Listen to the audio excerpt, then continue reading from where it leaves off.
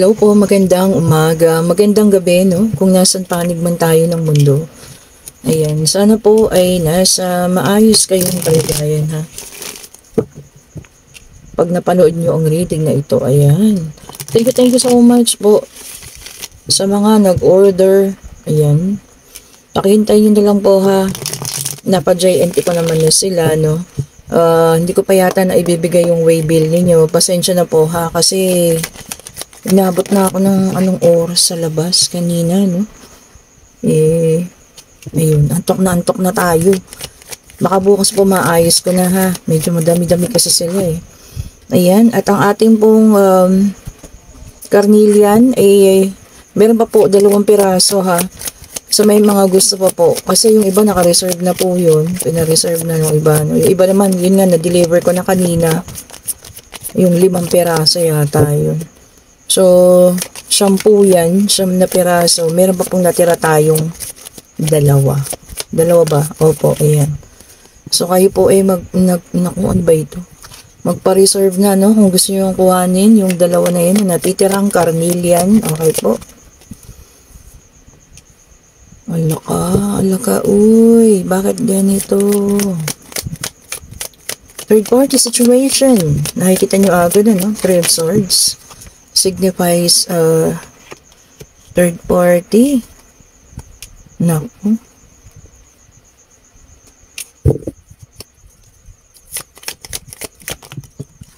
Bakit ganito? Sa ating King of Wands. Tingnan pa nga natin, isa na lang. Okay. Okay po. So, dito sa ating third party situation, ayan. Ewan ko ba, simula nung February 1, ha, puro pag-ibig ang ating nakukuha sa mga reading. So, dito, no, meron tayong The Magician, meron tayong 5 of Pentacles, 3 of Swords, meron tayong Page of Pentacles, Ace of Swords, 2 of Cups, King of Wands, and meron tayong Knight of Wands. Okay po. So, karoon ng third party situation, napilitang umalis yung isa. Maaring ikaw umalis siya. Ayan, so depende sa inyong dalawa, vice versa, ha. Okay po. And, kasi potential soulmate dito, no. Isang King of Wands, napakasipag din ito. Ayan. Third party ang naging dahilan ng pag-alis ninyo o pag-alis niya or pag-alis mo, no. Depende ng inyong paghiwalay. This is a third party situation. Nakikita ko dito, merong batang involved, ayan, or maaaring may nakabuntis, ayan, ikaw ba nakabuntis, siya ba, o ganyan po, ha. And ngayon, itong person mo, siguro hanggang ngayon, hindi mo pa alam yung katotohanan, tungkol yun sa pagkakabuntis ng isang girl. Baka ang alam mo lang, kasi yun ang ginusto niya. Yeah, may involved na bata dito, ha. So, ayan, merong buntisan na nangyari. And ang akala or ang isip ng person mo, mas mabuti na yung babae yun ang pakisamahan niya para sa bata. Ayan. Kasi, syempre, ayaw niya namang lumaki yung bata na walang ituturing na magulang. Okay po. Kaya lang nakikita ko dito kasi hindi pa tapos ang inyong istorya. O yung inyong love life, o sabihin nating love affair. Kasi 2 of Cups, this is a soulmate. Ayan, and then meron ditong nagbabalik. I don't think so kung naiisip niya na kung tama ba yung kanyang ginagawa sa ngayon or nagdadalawang isip na siya sa naging desisyon. Okay? Kasi hindi niya nga pinaalam sa'yo na nakabuntis siya kasi ayaw kanyang masaktan. The fact na ayaw kanyang masaktan, isa lang po ibig sabihin nun, ha. Mahal na mahal kayo ng taong ito. Hindi niya masabi yung totoo. Ayan. Or maaring sinabi rin niya naman, ha, para dun sa iba, ipinaalam sa inyo. Pero siguro may karugtong na ginagawa ko lang naman to para sa bata. Oh. Diba? Yun lang po, ang ibig sabihin lang nun, nagkamali siya, no? And, kumbaga, alam niya naman sa sarili niya na pagkakamali yun eh. Diba? Yun lang talaga, no? Hanggang ngayon, ang pagkakamali na yun, dala-dala niya pa rin at hindi pa rin siya po makaalis sa sitwasyon ninyo. Samantalang ikaw, this is an Ace of Swords, ano? Ayan, kung ikaw man yan, moving forward ka na eh. Kumbaga, sige na, kung ayaw na, o di sige. Kumbaga, okay na sa iyo eh. Marami ka ng ibang pinagkakaabalahan. Ayan. Pero siya, hindi pa rin siya maka-move on. Siguro nga kasi dahil siya yung may ginawa, no? Siya yung nagkamali. Siya yung gumawa ng kasalanan. Okay po. And this is a Ten of Swords. Ayan, in reverse, which is an air sign. Gemini, Libra, Aquarius. So, ayan, no? Sabi niya rito, can get over. O nga naman. Talagang hindi siya maka-over or maka-get over sa mga pangyayari, no? Especially, 'di ba? Kumbaga sinubukan lang. Kumbaga nag-cheat ka lang para subukan lang ba na maiba naman. Kaso nagkaroon ng ano, no? Disgrasya, nabuntis pa. Paano 'yun? 'Di ba? So yun lang po ha, yun ang mahirap.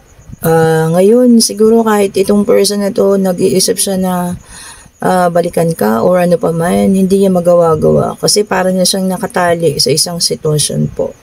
At isang responsibilidad. Ayan. Kayo ba, para sa inyo ba, okay lang ba na kahit hindi mo mahal ang babae, samahan mo dahil lamang sa kasi may batang involved? Ayan. Or pwede naman kayo mag-usap para magkaroon kayo ng suporta, no? Na ibibigay mo sa batang yun. At syempre, makasama mo pa rin yung tunay mong mahal. Ano sa palagay nyo? Comment down below po, ha? Ayan, so meron din tayong Six of Swords, which is an air sign. Ayun, ito yung may bata. Ayan, no? So, totoo nga, no? May bata. Kaya lang ito ay naka-reverse. Ayan. O, sabi rito, unfinished business. Oh, so yun na nga sinasabi ko kanina pa, no? Maaaring ang istorya o ang kwento ng inyong pag-iibigan ay hindi pa tapos. Okay po. Expect something pagdating ng panahon. Okay. Hindi naman kasi natin masabi eh. O maaaring magkasama sila ngayon, ano? Pero yung pagmamahal ng person mo, hindi lubos. O, diba? Hindi maibigay ng buo. Bakit? Kasi ikaw pa rin eh. Ikaw at ikaw pa rin. Ayan, the strength, a fire sign ha. So, meron na tayong air, and then fire. Ayan. Sabi dito, persuasion, focus. So, ikaw siguro, no, na nagawan ng, cheating, nakafocus ka na ngayon sa ibang bagay. Maaring maganda na yung career mo. Ayan, doon ka nagpo-focus, di ba? So, siya yung naiwan. And then, meron tayong the star, air sign again. Ayan. O, nasa healing ka na raw and renewal. Kung sino man yung nabiktima sa inyong dalawa, ha. So, ayun na. May healing na. Nag-start na. May renewal. Pero siya, pwede ba nating matawag na karma yun para sa kanya? Kasi hanggang ngayon, nandoon pa rin siya sa, punto na talagang, wala. Sisi, pagsisisi, kahit magsisi ka, wala na, tapos na eh. So, yun yung sinasabi natin, na sana bawat action na gagawin natin, binibigyan natin ng pahalaga, and titignan din natin kung sino-sino yung taong masasaktan natin bago tayo gumawa ng action po, ha. And then, meron tayong Nine of Cups, which is a water sign. Ayan. So, meron na tayong air, fire, and water. Para sa iba, ayan. Yung iba naman meron lang contentment, kontento na. Meron ding satisfaction, ayan. Meron ding stable na yung mga emosyon. O, ito siguro yung mga naka-move on na talaga, Kumbaga talagang patapos na ang kanilang healing process, ayan. Siguro mga 1 year na, Talagang, natapos na. And then, meron tayong the High Priestess, which is a water sign again. Sabi rito, trust yourself. Tama. Yun ang unang-una natin kailangan bigyan ng pagkatiwala, ang sarili natin. Pagtiwalaan natin, ha?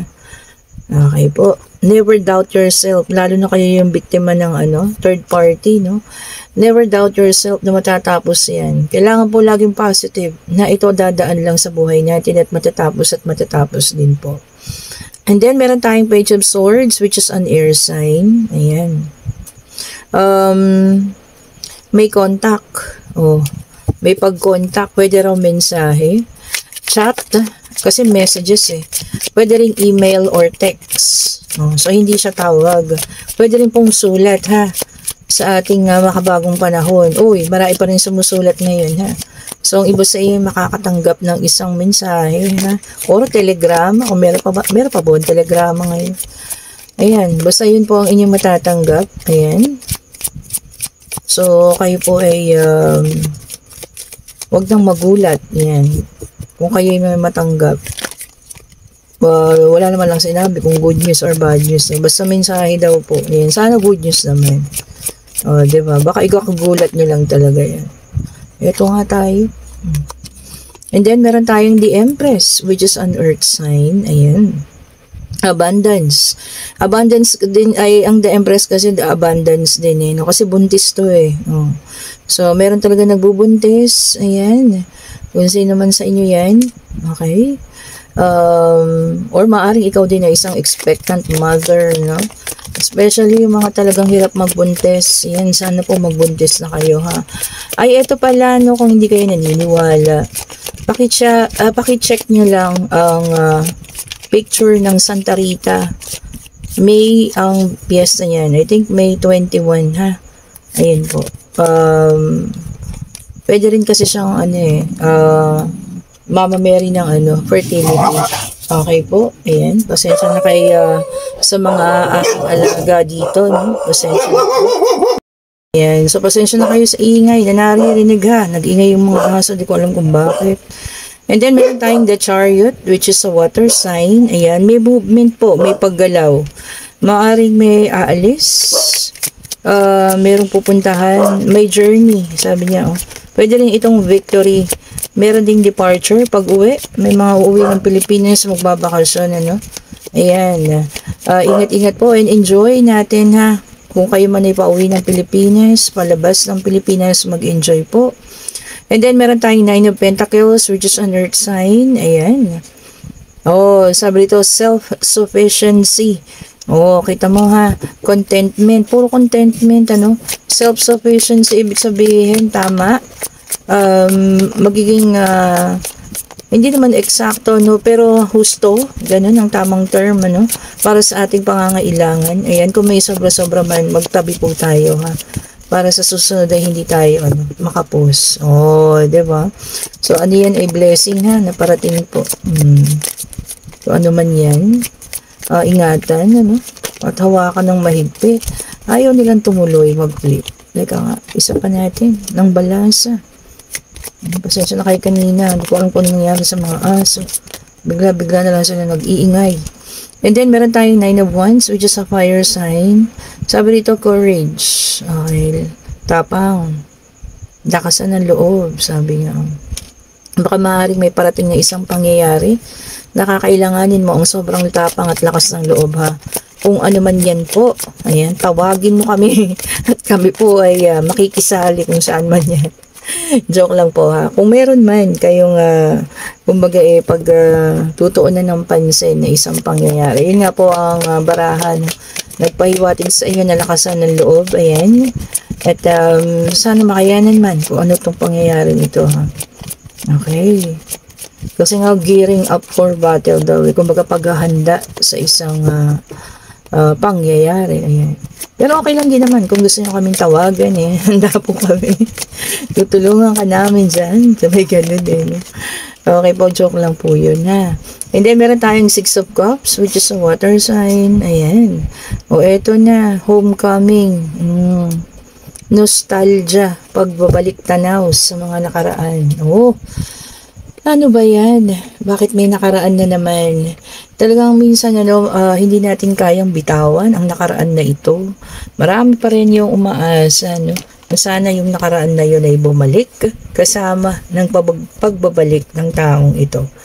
Okay po, and kung ikaw man yung nasa situational reading natin na ayun na nga, nakadisgrasya ang person mo. Whether sinabi niya sa'yo or hindi. Ayan, ano. Ikaw pa rin naman hanggang ngayon ang nasa isip niya. Ayan, may pagsisisi. Ayan, ikaw moving forward ka na eh. Pero siya parang na-stuck siya. No? Sa mga bagay-bagay ng mga pangyayari nito.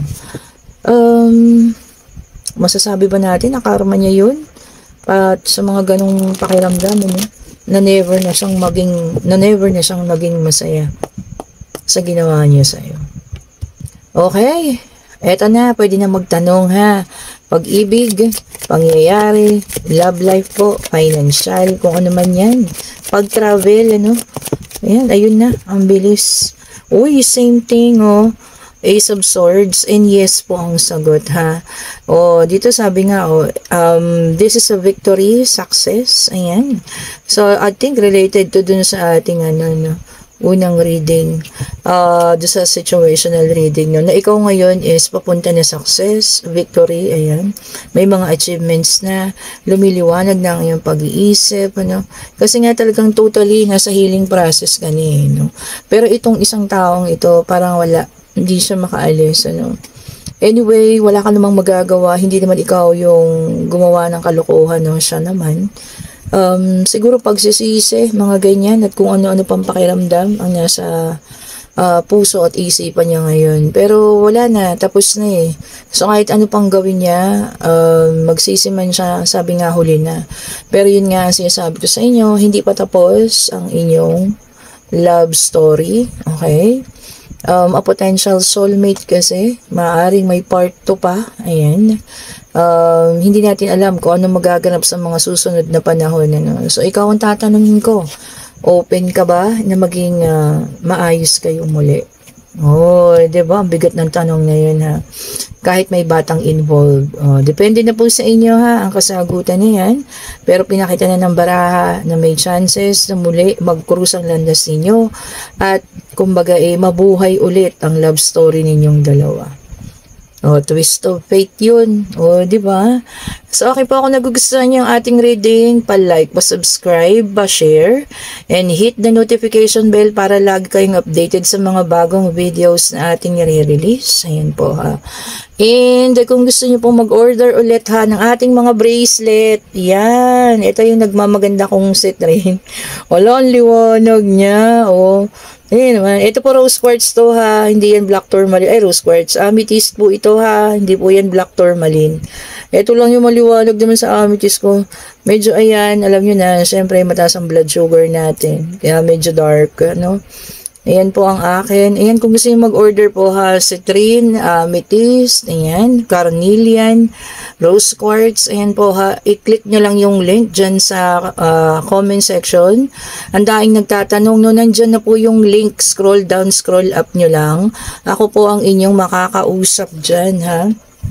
I-click nyo lang po yan. Ako po ang inyong makakausap.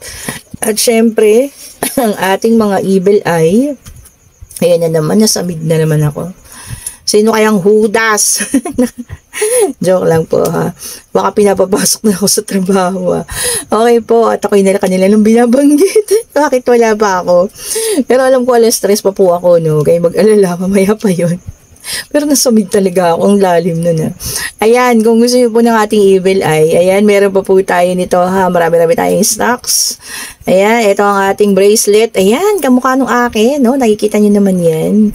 Ito po ang ating kwintas. Ayan, necklace. At ito po yung ating singsing. Dalawa yung singsing, ha. Meron din pong ganito. Ayan, tingnan niyo naman, walang pagbabago. Siguro mga 6 months ko na itong suot. Kung natatandaan niyo nung una ko siya sinuot. Ano. Ayan po, i-click niyo lang yung link. Ako po yung inyong makakausap regarding sa mga orders. Ayan. Pasensya na po, hindi mo na ako kumuha ng reading today. Talagang sakit ng ulo ko po, ha. Pero ngayon, okay na. Huwag na po kayo mag-worry. Ayan. Sa mga friends ko dyan, huwag na po kayo mag-worry, ha. Sa mga laging nanonood. Okay na tayo. Sumobra lang talaga yung sakit ng ulo ko. Hindi ko po alam kung bakit. Ayan. Pa-share, pa-like, pa-subscribe, and hit the notification bell po, ha. Para lagi kayong updated sa mga bagong videos na nire-release. And thank you so much po sa mga bagong subscribers, sa mga datihan niya, sa mga bumabalik, sa mga laging nagko-comment. Thank you so much po, ha. Have a great day po sa lahat. At ngayon pa lang po pala ang Friday. Nagkamali ako kahapon. Pasensya na. Ayan, happy Friday po sa lahat. At sana po ay nakapag-salt bath ng lahat. Thank you so much po. Bye-bye po sa inyo.